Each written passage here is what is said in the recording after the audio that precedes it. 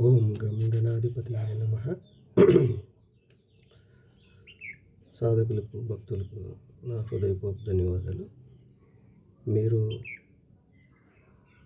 ఏదైనా మంత్ర సాధన చేయాలనుకున్నప్పుడు మీరు పూర్తి సమాచారంతో మీరు దిగితే మనస్ఫూర్తిగా మనసు పెట్టి చేస్తే కంపల్సరీగా మీకు ఆ మంత్ర సిద్ధి అవుతుంది. మీరు ఏం చేయాలనుకున్నా మీ మనస్ఫూర్తిగా మీరు చేయాల్సి ఉంటుంది. ఏదో పైకి చేసి మనం చేయలేదు, మనం చేసాం రాలేదు అనుకోవద్దు. ఖచ్చితంగా వస్తాయి. ఏ మంత్రం తప్పు కాదు. నేను ముఖ్యంగా చాలామంది చూస్తున్నాను, నేను నిధుల కోసం విపరీతంగా వేటాడుతూ ఉంటారు. వాళ్ళు ఏదో పిచ్చి పిచ్చి గురువులు పిలుస్తూ ఉంటారు. చాలామంది అందులో సిద్ధి పొందకుండానే వాళ్ళు మేము తీస్తాం అనుకుంటూ వాళ్ళు మిమ్మల్ని తీసుకెళ్ళి మీ వెనకాల వచ్చి మీ దగ్గర డబ్బులు తీసుకొని మోసం చేస్తూ ఉంటారు. మీరు అలా కాకుండా మీరే మంత్రం చెప్తాను నేను, సిద్ధి చేసుకొని మీరు ప్రయత్నించండి. ప్రయత్నిస్తే కంపల్సరీగా ఫలితం ఉంటుంది. నేను ముఖ్యంగా మీకు మొట్టమొదటిసారి వీడియో పెడుతున్నాను. ఇంకా రోజు వీడియోలు వస్తాయి. నిధి ఏ ప్రదేశంలో ఉన్నదో తెలుసుకోవాలని మీకు ఉంటే నేను చెప్పినట్టు చేయండి. నేను మధ్యలో మంత్రం పెడతాను. ఫస్ట్ మీరు నేను ఇచ్చే మంత్రాన్ని 10,000 సార్లు జపించి మంత్రసిద్ధి చేసుకోండి. సిద్ధి అవుతుంది మీకు. ఈ మంత్రాన్ని పఠించక ముందు ఏం చేస్తారంటే, అనురాధ నక్షత్రం రోజున తపస్సి వృక్షం పైన ఉన్న బదనికను తీసుకోండి. బదనిక అంటే ఒక చెట్టు పైన ఇంకో చెట్టు ఉండే బదనిక అన్నమాట. అంటే చెట్టు పైన చెట్టు ఉంటుంది, దానికి ఎటువంటి వేర్లు గీర్లు ఏముండవు, భూమిలో నుంచి దానికి కనెక్షన్ ఉండదు. మీకు బదనిక అంటే మీకు గూగుల్లో కొడితే వచ్చేస్తుంది. తపస్సి వృక్షం అని ఉంటుంది. తపస్సి వృక్షం అనురాధ నక్షత్రం ఉన్న రోజున తీసుకొని అందులో గోరెజును తెచ్చుకోండి. గోరెజు మెత్తగా నూరి ఆ అనురాధ నక్షత్రం రోజున మీరు ఆ బదనిక తీసుకునే ముందు రోజు వెళ్ళి ఆ చెట్టుకి పసుపు కుంకుమ వేసి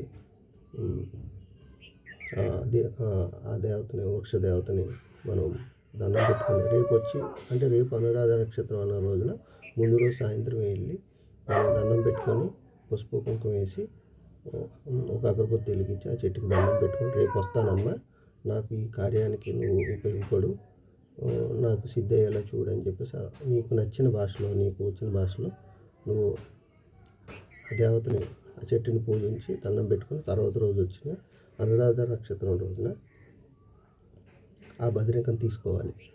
బదనికను తీసుకోవడం అంటే మీరు ఏ కత్తితోనో దాంతోనో తీయకూడదు. మీరు ఎటువంటి కత్తి తగలకుండా, ఎటువంటి ఐరన్ తగలకుండా చాలా జాగ్రత్తగా తీసుకోండి. ఆ వేరు ఉంటుంది చూసారా, వేరు తీసుకోండి. వేరు తీసుకొని వచ్చి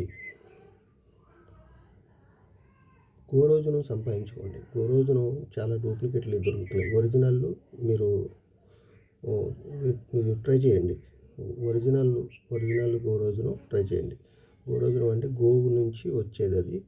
అది మీకు తెలుస్తుంది. మీకు కొద్దిగా ఎంక్వైరీ చేయండి, మీకు అర్థమైపోతుంది. గోవు నుంచి వస్తుంది అది గోరోజును. ఆ గోరోజును ఈ బదనిక రెండు కలిపి మీరు ఎక్కడైతే నిధి ఉందని మీరు అనుకుంటున్నారో దీన్ని మీరు మెత్తగా నూరి కాటుగ్గా చేసుకోవాలి. కాటుగ్గా బాగా మెత్తగా అయిపోతుంది. అది కాటుగ్గా చేసుకొని పైన మంత్రసిద్ధి కలిగిన తర్వాత, అంటే 10,000 చేస్తారు కదా మీరు మంత్రసిద్ధి, 10,000 చేయాలి. 10,000 చేస్తే మంత్రసిద్ధి అవుతుంది. అప్పుడు మీరు ఏం చేయాలంటే, మీరు ఎక్కడైతే నిధులు ఉన్నాయని మీరు భావిస్తున్నారో అక్కడికి వెళ్ళి మీరు 108 చేయండి. అదే మంత్రాన్ని 108 సార్లు పఠించి ఈ కాటుకొని మీరు కళ్ళకు పెట్టుకోవాలి. కళ్ళకంటే ఎలాగా, కళ్ళు కింద కాదు, కన్ను రెప్పల పైన పెట్టుకొని కళ్ళు మూసుకోవాలి. మీకు అర్థమైందా? కన్ను రెప్పల పైన పెట్టుకోవాలి. రెప్పల పైన ఉన్నాయా, ఆ పైన రెప్పలకి ఇలా పెట్టుకోవాలి. ఇలా రెప్పలు పెట్టుకొని కళ్ళు మూసుకుంటే మీకు మీ కళ్ళకి క్లియర్గా కనపడుతుంది. భూమిలో ఉన్న నిక్షేపాలన్నీ ఏ ప్రదేశంలో ఉన్నాయో క్లియర్గా దర్శనమిస్తాయి. దాన్ని బట్టి అప్పుడు మీరు ఆ నిధిని ఎలా తీసుకోవాలో నేను చెప్తాను. దాని మీద ఏం చేయాలో. ప్రస్తుతానికి ఈ మీరు అలాగ కళ్ళకు కాటుకు పెట్టుకొని వెళ్ళి చూస్తే కనుక కంపల్సరీగా మీకు ఆ నిధి కనపడుతుంది. సరేనా ఫ్రెండ్స్, మిత్రులారా, మీరు దీన్ని చాలా గమనించండి. మంత్రసిద్ధి చాలా ఇంపార్టెంట్. మంత్రం చేసేటప్పుడు మంత్రం చెప్తానన్నాను కదా, మీకు మధ్యలో డిస్క్రిప్షన్లో ఇస్తాను నేను లాస్ట్లో. ఆ మంత్రం చూడండి, ఆ మంత్ర జపం చేయండి. మంత్ర జపం అమావాస్య రోజు కానీ, పౌర్ణమి రోజు కానీ, ఆదివారం రోజు కానీ, నైట్ పూట ఏదైనా 9 దాటిన తర్వాత చేయండి. 10,000 ఒకసారి చేయలేకపోతే మొదలుపెట్టిన రోజు నుంచి రోజుకు 1008 చొప్పున 10 రోజులు చేయండి.